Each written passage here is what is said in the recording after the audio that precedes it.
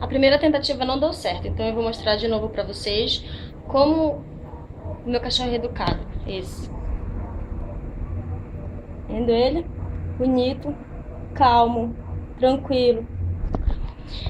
Vou mostrar como eu ensinei ele a pegar esse brinquedinho que eu vou jogar. Ele vai trazer de volta pra mim. Prestem atenção como é que se faz, pra vocês ensinarem os cachorrinhos de vocês. Rico, tá vendo aqui? Cheira. Cheira. Não, vai cheirar. Cheira.